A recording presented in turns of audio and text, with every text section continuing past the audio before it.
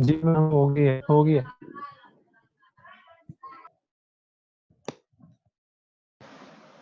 Next topic है हमारे पास Cauchy Euler equation का। ये भी आपके सिमिलर जो है हायर ऑर्डर डिफरेंशियल इक्वेशन की तरह है, बट इसमें थोड़ी सी चेंजिंग होगी आपके पास।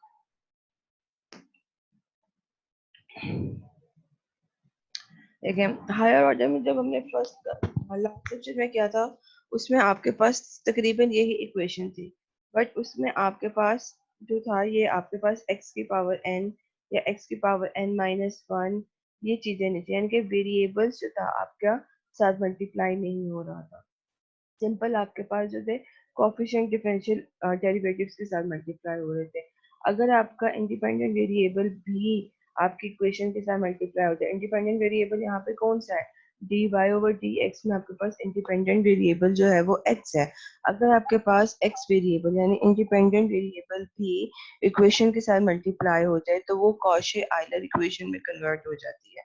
जैसे आप फर्स्ट टर्म देखें, यहाँ पे a नॉट आपके पास कांस्टेंट है जैसा लास्ट इक्वेशन में था, बट x की पावर n, x जो है ये आपके पास क्या है, इंडिपेंडेंट वेरिएबल है जो मल्टीप्लाई हो रहा है डेरिवेटिव के साथ, इसलिए ये इक्वेशन जो है ये आपके कॉशी आयलर इक्वेशन में चेंज हो गई है।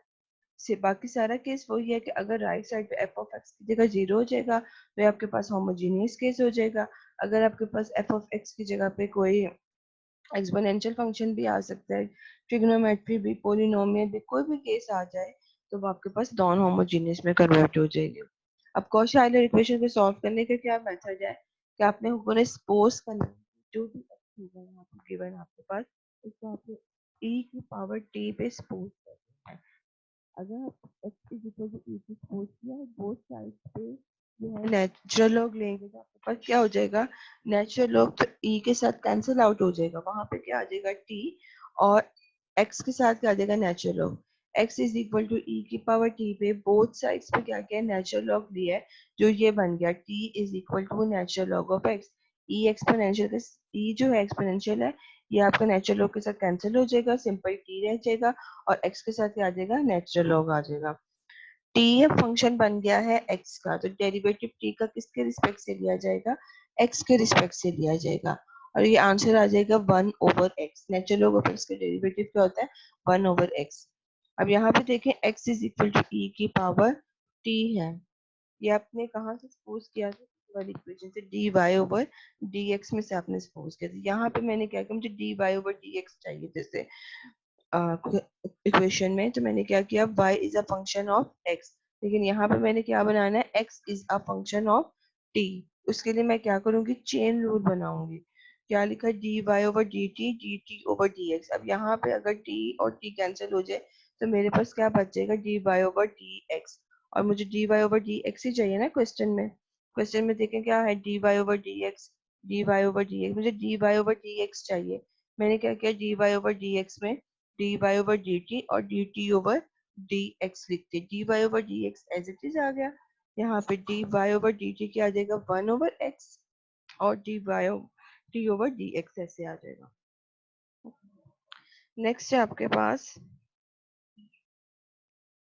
अच्छा ये जो आपके पास इक्वेशन आई है dy over dx is equal to 1 over x dy over dt, ये आपके पास क्या आ जाएगा, यहाँ से x जो है लेफ्ट साइड में मल्टीप्लाई हो जाएगा, ये आपके पास कन्वर्ट हो जाएगा x dy over dx is equal to dy over dt। यहाँ पे उसने क्या किया, x को सपोज कर दिया कि वो dy ओवर dx के इक्वल है, और डेल्टा को सपोज कर दिया उसने कि वो dy ओवर dt के इक्वल है। ओके है यहाँ तक।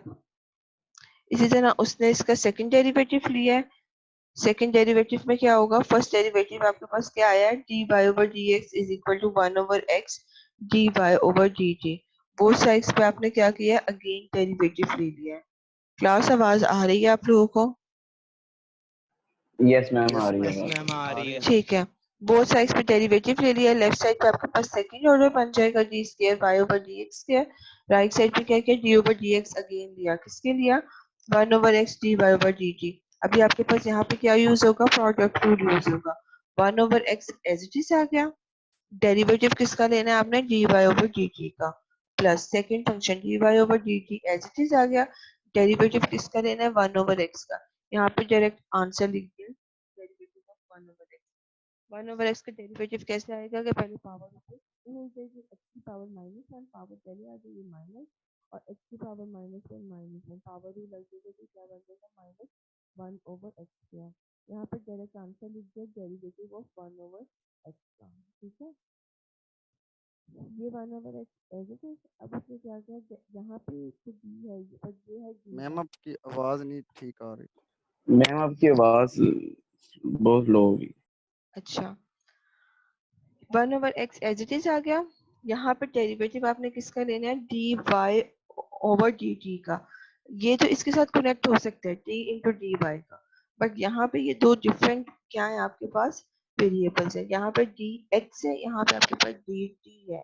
आप इन दोनों को आपस में कनेक्ट नहीं कर सकते हैं, ऐसे ही है ना। या तो यहाँ पे dt होता तो आप इसको सिंपल लिख देते D square Y over D T square, या यहाँ पे dx होता तो आप सिंपल लिख देते D square Y over D X square.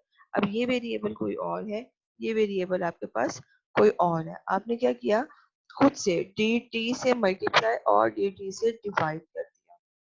इस फर्स्ट पोर्शन में, फर्स्ट पार्ट में क्या किया, dt से मल्टीप्लाई और डिवाइड कर दिया। यहाँ पे नेक्स्ट चेक करें, उसने क्या किया, dt से ये मल्टीप्लाई किया है, ये dt से क्या किया है, डिवाइड किया है, ठीक है।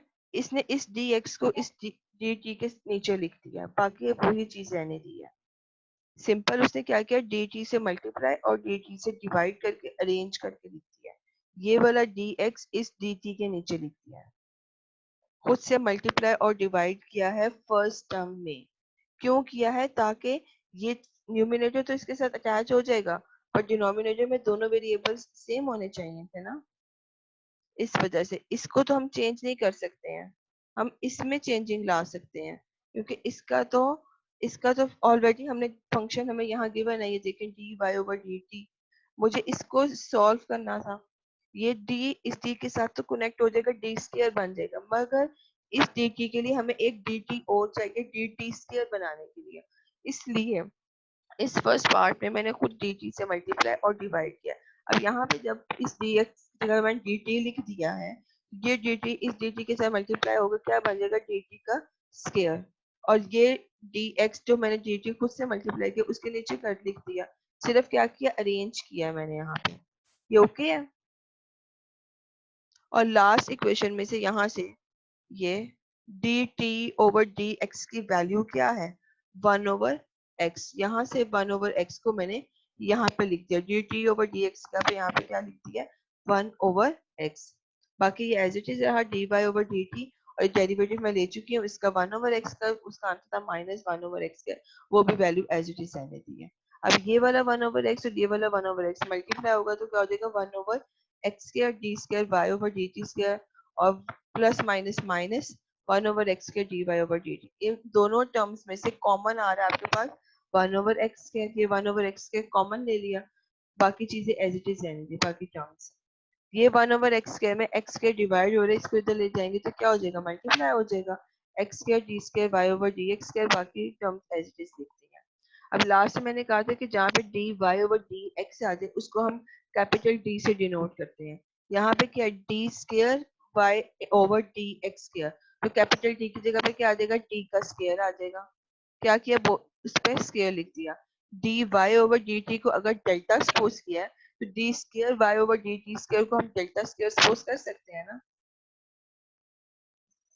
इन दोनों में क्या आपके पास कॉमन आ गया, डेल्टा कॉमन आ गया, रिमेनिंग टर्म्स रहेगी डेल्टा -1। ये मैंने सेकंड ऑर्डर के लिए किया है। सिमिलरली थर्ड ऑर्डर के साथ ऐसे आ जाएगा, और nth ऑर्डर के साथ ऐसे आ सकता है। ओके है। थर्ड ऑर्डर आप खुद करके चेक भी कर सकते हैं कि क्या ये टर्म बनती है। ये क्या हो जाएगा, delta into delta -1 into delta -2। जितनी यहाँ पे पावर होगी, एक्स क्यूब है तो यहाँ पे एक पावर कम आ जाएगी, जैसे यहाँ पे टी की पावर n है तो यहाँ पे क्या हो जाएगा, डेल्टा -n प्लस 1। ये आपने सारी सपोजिशन इस कॉशी आइलर इक्वेशन को सॉल्व कैसे करते हैं ये वो बताया हुआ है, ठीक है। अब इसके एग्जांपल कर लेते हैं। एग्जांपल है आपके पास x square D square Y over D X square minus 2x D Y over D X plus 2y is equal to X cube. Right side पे तो इसके फंक्शन है एक्स क्यूब। यहाँ से आपको क्या हो जाएगा, ये आपके पास नॉन होमोजीनियस इक्वेशन हो गई। अब ये कॉशी है कि सिंपल हायर है, इसका कैसे पता चलेगा कि आपके पास इंडिपेंडेंट वेरिएबल देखें एक्स है, डिनोमिनेटर में एक्स जो है आपके यहाँ पे भी मल्टीप्लाई हो रहा है, यहाँ पे भी मल्टीप्लाई हो रहा है। इट मींस कि डेरिवेटिव्स जहाँ जहाँ है वहाँ पे आपके पास इंडिपेंडेंट वेरिएबल मल्टीप्लाई हो रहा है। इट मींस कि आपके पास कॉशी आइलर इक्वेशन है। इसको मैंने क्वेश्चन नंबर 1 का दिया। अब आपने ये सारा प्रोसीजर जो मैंने यहाँ पे सॉल्व किया है ना, इसको अगेन नहीं करना।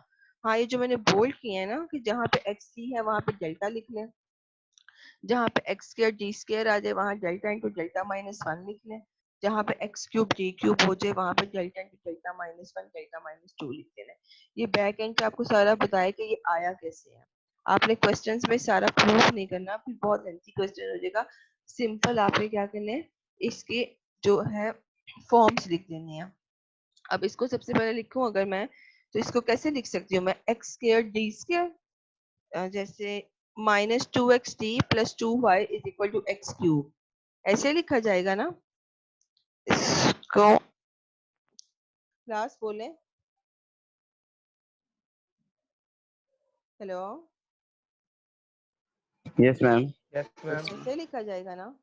ये देखें एक्स स्क्वायर डी स्क्वायर, जिससे मैं रिमूव कर देता हूँ, ये कैपिटल डी, यस मैम। ये प्लस, ठीक है। क्या किया, D square Y over D X square की जगह मैंने डी स्क्वायर लिख दिया, D Y over D X की जगह पे मैंने कैपिटल डी लिख दिया, plus 2y is equal to X cube. कोई चेंजिंग तो नहीं हुई। अब आप जहाँ पे आपके पास कॉशी आइलर इक्वेशन हो जाएगी वहां आपने क्या सपोज करना था कि x is equal to E T है और t is equal to natural log of x आपका आ जाएगा। बाकी आपने डायरेक्ट लिख देना है कि प्रूफ नहीं करना, सिंपल लिख देना है कि x t की जगह पे आपने डेल्टा लिखना है और x स्क्वायर डी स्क्वायर की जगह पे आपने डेल्टा इंटू डेल्टा माइनस 1 लिखना है। और ये कैसे आए ये लास्ट में आपको मैंने बता दिया। क्या करना है, ये दोनों इक्वेशंस को अपने क्वेश्चन नंबर 1 में पुट करना है। x स्क्वायर डी स्क्वायर की जगह पे क्या आ जाएगा, delta into delta minus 1 minus 2 as it is, और एक्स टी की जगह पे क्या आ जाएगा, सिंपल डेल्टा प्लस 2, और यहाँ से फिर आपको y खत्म करना पड़ेगा अगर इसको t में लिख दिया तो, ठीक है। यहाँ से plus 2 into Y is equal to e की पावर 3t, ठीक हो गया। इस डेल्टा को डेल्टा माइनस 1 से मल्टीप्लाई किया, देन माइनस 2 में ऐड किया, जो भी सेम इक्वेशन है प्लस 2 से सारी रिमेनिंग सिंपल टर्म्स में ऐड करके जो रिमेनिंग टर्म रह गई है उसको उसमें लिख दिया। यहाँ तक कोई मसला है तो बता दें। मैम ये y मल्टीप्लाई कर दिया, इसकी समझ नहीं आई क्वेश्चन नंबर 2 के ऊपर। इसको सिंपल इसमें लिखे ना, देखें यहाँ पे, एक मिनट, ये देखें आपके पास जो होता है कैपिटल डी, ये किसके इक्वल होता है, डी ओवर डी एक्स के ना, इसी के इक्वल होता है ना यस कि मैम। नहीं, कैपिटल डी किसके इक्वल है, डी ओवर डी एक्स के। डेल्टा किसके इक्वल है आपके पास, डी ओवर डी टी के, ऐसे ही है ना। dx। चले डी एक्स लिखते हैं, या जो भी आपके पास, जरूरी तो नहीं है कि आपके पास हमेशा D Y over D X के फॉर्म में ही आए, आपको इसमें भी आ सकता है कि D S over D you, तो फिर आपके पास इंडिपेंडेंट वेरिएबल यू हो जाएगा और डिपेंडेंट वेरिएबल एस हो जाएगा, ठीक है। अब यहाँ पे मेरे पास डी ओवर डी एक्स की जगह पे कैपिटल डी आया है, इसमें से भी बाय कॉमन, इसमें से भी बाय कॉमन, इसमें से भी बाय कॉमन, ठीक हो गया, ये आ गया, ये बाय एच डी से आएगा। पहले इस डेल्टा को इस डेल्टा माइनस 1 से मल्टीप्लाई करेंगे तो क्या आ जाएगा, delta square minus delta minus 2 delta minus 3 delta ही हो जाएगा ना, plus 2 as it is by as it. और ये e की पावर 3t कैसे आया है, ये बताएं। ये मैम x क्यूब है। एग्जैक्टली x की राइट। पावर क्यूब है। यहाँ पे देखें x की पावर क्यूब तो e की पावर क्या हो जाएगी 3t। आपने सारा फंक्शन अपना t में चेंज किया तो राइट साइड पे ये भी चेंज करना जरूरी है। अगर आप यहाँ पे सिंपल x क्यूब ही रहने देंगे तो इक्वेशन गलत हो जाएगी। क्यों? क्योंकि यहाँ पे ये एक्स क्यूब बता रहा है कि y is a function of x, ये डेल्टा मुझे बता रहा है कि x is a function of t, या t is a function of x, t is a function of x। आपने यहाँ पे भी इसको क्या करना है, t में चेंज करना है। ठीक है, अभी आपके पास ओके मैम। कौन सी delta square minus delta plus 2 into Y is equal to e की पावर 3 हो गया। अब आप देखें कि इस इक्वेशन में ये डेल्टा स्क्वायर है, इसके कोफिशिएंट 1 है, ये डेल्टा है, इसका कोफिशिएंट 3 -3 है, तो आपके पास ये अगेन क्या होगी, सिंपल हायर ऑर्डर इक्वेशन होगी। अब ये क्वेश्चन ही रही है। अब आपके साथ किसी भी डेरिवेटिव के साथ जो है आपका वेरिएबल मल्टीप्लाई नहीं हो रहा है। यहाँ पे जब से देखें आपके पास variable x square x multiply हो रहे थे। बाकी आपने सिंपल वही करना है। सबसे पहले कम्प्लीमेंट्री फंक्शन फाइंड करना है। कम्प्लीमेंट्री फंक्शन के लिए क्या होगा, लेफ्ट साइड लेनी है, delta square minus 3 delta plus 2, उसको किसके सपोज कर देना है, इक्वल टू 0 के सपोज कर देना है। इसके आप मैंने फैक्टर्स बनाए, मेरे पास दो आ गए फैक्टर्स 1 और 2, ये केस 1 आ गया। दोनों जो मेरे पास रूट्स आए हैं वो मेरे पास क्या है, डिस्टिंक्ट है और क्या है, रियल है। तो यहाँ पे केस 1 की तरह से आप इसके रूट्स लिखेंगे, c1 e की power t plus c2 e की पावर 2t। देन आपने क्या फाइंड करना है, पर्टिकुलर इंटीग्रल फाइंड करना है। इसमें आप क्या करेंगे कि आप यहाँ पे y एज इट इज मैंने दिया, ये जो आपके पास ये फैक्टर है delta square minus 3 delta plus 2, ये क्या हाँ चला जाएगा राइट साइड के डिनोमिनेटर में। क्यों? क्योंकि ये मल्टीप्लाई हो रहा है, राइट साइड जाके क्या हो जाएगा, डिवाइड हो जाएगा। यहाँ पे लिख दिया e की पावर 3 थी ओवर ये पूरी इक्वेशन जो आपके पास है डेल्टा स्क्वायर माइनस 3 क्या था, delta square minus 3 delta plus 2। Delta square minus 3 delta plus 2 के फैक्टर्स आपके पास क्या बने थे, डेल्टा माइनस 1 और डेल्टा माइनस 2, वो फैक्टर्स मैंने यहाँ पे लिख दिए हैं। या इसमें कोई प्रॉब्लम तो नहीं है? ये वाली इक्वेशन यहाँ लिखनी थी ना, ये वाली, यही क्वेश्चन लिखनी थी ना यहाँ पे। ये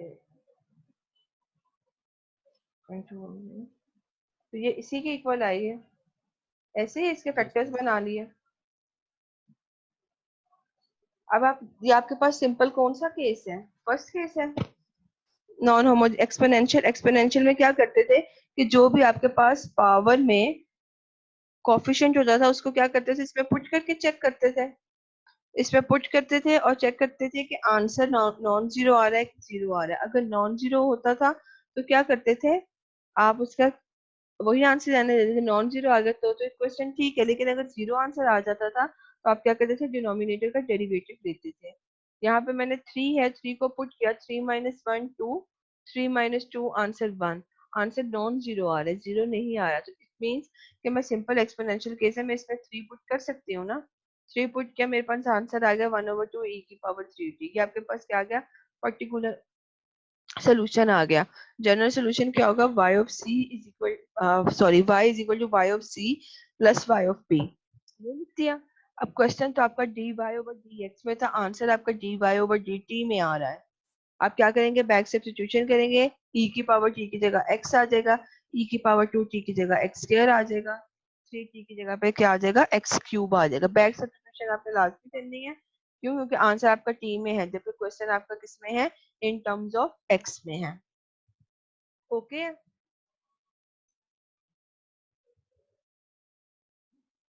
इसमें सिर्फ यस जो है मैम। इसमें करने वाले काम सिर्फ ये वाला है कि आपको ये पता होना चाहिए कि कॉशी इक्वेशन है, ये फर्स्ट 4 स्टेप्स यहाँ से लेके यहाँ तक इक्वेशन 2 तक, बाकी सारा वही है जो आपने पहले किया है। बाकी में तो कोई चेंजिंग नहीं है ना। जी मैम। क्वेश्चन नंबर 2 देखें, ये भी आपके पास कौन सी क्वेश्चन है, कॉशी ऑर्डिनरी क्वेश्चन है, सेकंड डिग्री की है, वैल्यूज पुट कर सकते हैं इसमें। मैंने आप में से किसी से अभी पूछना है कि क्वेश्चन नंबर 2 कैसे आई है, इसको रीड करें।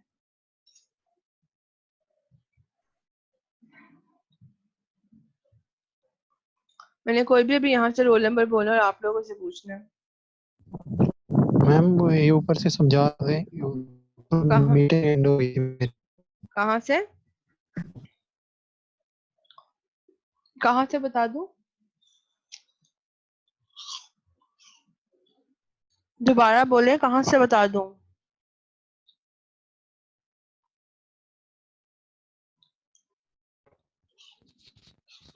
मैम लॉन्ग से। मैं अपने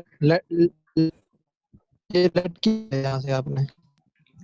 लेट की तो वो है ना, जब भी कॉची आयलर इक्वेशन आएगी आपने लिखना है कि मैम यहाँ से लेट। आपने लेट किया हुआ है e की पावर टी। मीटिंग जी हो गई थी उनमें। हाँ जी, तो लेट की करना है ना, let x is equal to, हाँ, let x is equal to e की पावर टी आपने लेट की करना है ना कॉची आयलर इक्वेशन में। x is equal to e की पावर टी में बोथ साइड्स पे नेचुरल लॉग लेंगे तो क्या बन जाएगा, natural log of x is equal to t. वो मैंने यहाँ लिख दिया। इसके बाद इसको सपोज करने के बाद एक लंबी सी वो थी डेरिवेशन जो मैंने आपको बिल्कुल स्टार्ट में करवाई है। मैंने कहा वो डेरिवेशन आपने नहीं करनी है हर क्वेश्चन में, उससे क्वेश्चन लेंथी हो जाएगा। देन आपने सिंपल लिख देना है कि x ऑफ d जहाँ पे आएगा वहां डेल्टा लिखते हैं, और x के d स्क्वायर जहाँ आएगा वहां delta into delta minus one लिखना है। ठीक है, ये सपोजिशन सिर्फ इसलिए ओके करवाई मैम। क्योंकि राइट साइड पे आपने फंक्शन चेंज करना होगा ना। अब यहाँ पे x स्क्वायर है यहाँ पे आप अगर x की पावर 2 लिखेंगे तो e की पावर क्या बन जाएगी, 2t बन जाएगा। यहाँ पे आपके पास क्या है, log ऑफ x, जहाँ log ऑफ x होगा वहां आपने क्या पुट करना है, t।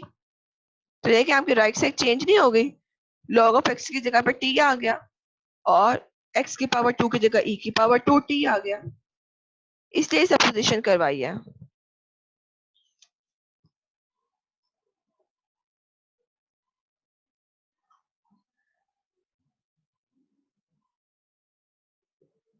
यानी अब कोई कंफ्यूजन भी नहीं रहेगी, इसको इसी में लिख देती हूँ। ठीक है, yes ma'am.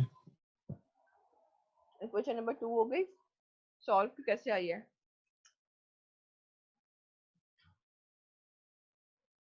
Yes ma'am. Question number 2 क्या बन गई अब आपके पास, delta two. Simple higher order हो गया ना, कॉशन तो नहीं रहा। जो डेरिवेटिव है उसके साथ कोई आपके पास वेरिएबल मल्टीप्लाई हो रहा है, नो डेल्टा मैम। स्क्वायर के साथ वेरिएबल ही कोफिशिएंट मल्टीप्लाई हो रहा है 1। डेल्टा के साथ भी कोई अब कोफिशिएंट नहीं है, सिंपल वेरिएबल, सॉरी वेरिएबल नहीं है, सिंपल कोफिशिएंट मल्टीप्लाई हो रहा है -2। सबसे पहले इसका आप क्या फाइंड करेंगे, कम्प्लीमेंट्री फंक्शन फाइंड आउट करेंगे। उसके लिए क्या आपने लेफ्ट साइड लेनी है, उसको इक्वल टू जीरो सपोज कर देना है, वेक्टर्स बनाने हैं वेक्टर्स बनाए मैम ये कोई ओकेशन जी। टू, इक्वेशन नंबर 2 थोड़ा समझा दें। अभी तो मैंने आपसे पूछा क्वेश्चन नंबर 2 हो गई, आपने क्या हो गई है। ये देखें x स्क्वायर डी स्क्वायर की जगह पे क्या आ जाएगा, delta into delta minus one, या इसको आप ऐसे भी लिख सकते हैं, डेल्टा को डेल्टा से मल्टीप्लाई किया तो डेल्टा स्क्वायर बन गया माइनस डेल्टा, मैंने मैंने मल्टीप्लाई कर, जी जी बोले, ठीक है। मैंने जी क्या जी किया, मैंने क्या किया यहाँ पे ओके हो गया मल्टीप्लाई मैम। मल्टीप्लाई करके लिख दिया डेल्टा स्क्वायर माइनस डेल्टा, फिर minus x t minus delta आ गया, -3 एज इट इज आ गया, y कॉमन ले लिया is equal to x square की जगह क्या आ जाएगा, ये यहाँ पे स्क्वायर ले लें, एक्स स्क्वायर ले लेंगे तो क्या हो जाएगा e की power 2t, natural log of x की जगह पे क्या आ जाएगा, simple t, delta square as it is -delta -2 delta -3 as it is, और ये right side as it is रहेगी। इसमें क्या प्रॉब्लम थी, वैल्यूज नहीं पुट कर सकते हैं। अब आपके पास सिंपल इक्वेशन है, कम्प्लीमेंट्री फंक्शन फाइंड करना है, लेफ्ट साइड की इक्वेशन को जीरो के इक्वल सपोज कर दें, लेफ्ट साइड पे आपकी अपनी चॉइस है, चाहे तो फॉर्मूला अप्लाई कर लें, चाहे तो फैक्टराइजेशन कर लें। यहाँ पे मैंने फैक्टराइजेशन की है, फैक्टराइजेशन की मेरे पास दो फैक्टर्स आ गए -1 एंड 3, ये दोनों जो हैं रूट्स, ये दोनों क्या है, एक दूसरे से डिफरेंट है और दोनों रियल नंबर है, केस 1 की तरह यहाँ पे इसके मैंने रूट्स लिख दिए। सेकंड अब क्या है,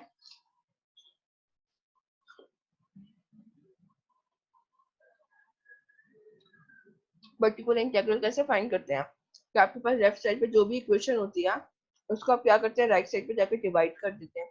मैंने इस पूरी इक्वेशन को राइट साइड पे जाकर डिवाइड कर दिया अब उस इक्वेशन के मैंने फैक्टर्स जो हैं ये वाले वो लिख दिए हैं। अभी आपके पास कौन सा केस बन गया? Exponential into polynomial.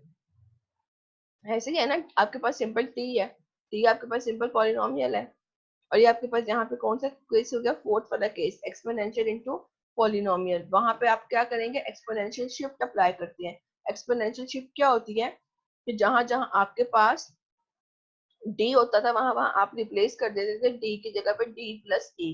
यहाँ आपके पास क्या है? डेल्टा, तो आप क्या करेंगे? रिप्लेस कर देंगे डेल्टा की जगह पे डेल्टा प्लस ए। ए आपके पास क्या है? ई की पावर में 2। जहां जहां डेल्टा था वहां वहां मैंने रिप्लेस कर दिया डेल्टा प्लस 2 से। डेल्टा प्लस 2 ये प्लस 1 एज इट इज, यहाँ पे डेल्टा प्लस 2 ये -3। ये फर्स्ट टर्म बन जाएगी डेल्टा -1, सेकंड टर्म बन जाएगी डेल्टा प्लस 3, और टी इंटू ई की power 2t as it is. ये एक्सपोनेंशियल शिफ्ट अप्लाई की है सबसे पहले इस पे। देन क्या आ जाएगा? डिनोमिनेटर को आपने मल्टीप्लाई किया, बन गया delta square plus 3 delta minus 3। इस सारे को सॉल्व करके डेल्टा में सिंपल डेल्टा ऐड होना है, या आ जाएगा delta square plus 2 delta -3। Exponential आप अप्लाई कर चुके हो, आपने सिंपल क्या करना है? पॉलिनोमियल अप्लाई करना है। पॉलिनोमियल अप्लाई करने के लिए आपने क्या बनाना था? या तो 1 माइनस डेल्टा बनाना है, या आपने 1 प्लस डेल्टा बनाना है। मैंने क्या किया? यहाँ पे 3 को कॉमन ले लिया, -3 कॉमन ले लिया, -3 कॉमन लिया, तो मेरे पास क्या बचेगा? 1 माइनस ये वाली सारी term delta square plus 2 delta over 3। इस सारे फंक्शन को न्यूमरेटर में लेके जाऊंगी तो क्या बन जाएगा? होल की पावर -1 बन गई, मेरे पास फैक्टर बन गया 1 माइनस एक्स की पावर -1। जब 1 माइनस एक्स की पावर -1 होगा तो वहां पे क्या लिखते हैं? 1 plus x square plus x cube. यहाँ पे मैंने क्या किया? 1 माइनस, अब यहाँ पे दोबारा -1 की जरूरत नहीं, ठीक है। ये मेरे पास क्या आ गया? 1 प्लस एक्स मेरे पास यहाँ पे क्या है? 2 डेल्टा ओवर 3। 1 प्लस एक्स आ गया। सिर्फ इसको फर्स्ट पावर तक ही क्यों ओपन किया? क्योंकि टी की पावर 1 थी। यहाँ से डेल्टा स्क्वायर को खत्म कर दिया क्योंकि इसका डेरिवेटिव 0 ही हो जाना था, हायर ऑर्डर को निग्लेक्ट कर दिया। इस t को देन क्या किया? उसने 1 से मल्टीप्लाई किया, फिर इस t को उसने 2 डेल्टा ओवर 3 से मल्टीप्लाई किया, और डेल्टा का मतलब है फर्स्ट डेरिवेटिव लेना। फर्स्ट डेरिवेटिव लिया तो वो 1 आ गया। देन ये आपके पास पर्टिकुलर इंटीग्रल हो गया। जनरल सॉल्यूशन लिखा y of c plus y of p। सारी e की पावर को आपने क्या किया? बाद में x की पावर में कन्वर्ट कर दिया। क्यों? क्योंकि आपका क्वेश्चन x में लिखा हुआ था। ये कॉशी इंटीग्रल के कुछ क्वेश्चन है आपकी प्रैक्टिस के लिए। आप बता दें, कुछ पूछना है? मैं जो कल करवाया था क्वेश्चन उनमें से एक हुआ, बाकी नहीं हुआ है। क्या हुआ है? कल जो 4 क्वेश्चन दिए थे ना आपने, उनमें से एक हुआ, बाकी 3 नहीं हुए। एक हुआ, बाकी 3 है। कौन सा था आपका? ये लेक्चर नंबर क्या था? 12।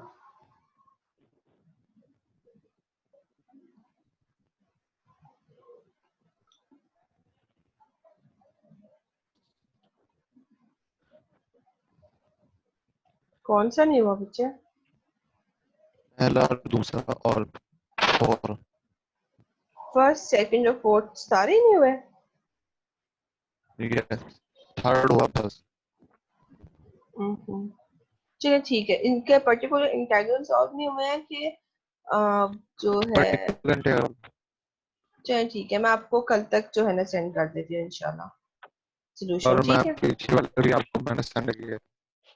पीछे वाले भी ऐसा करना, मुझे वो दोबारा सेंड कर देना, मुझे याद नहीं रहा होगा, आपकी चैट के ओके नीचे चली गई होगी। ठीक है, रिमाइंड करवा देते ना आप, ओके। मुझे अगेन सेंड कर देना। मैं देख लूंगी उसमें क्या चीज जो है वो करने वाली है। अगेन सेंड कर दें।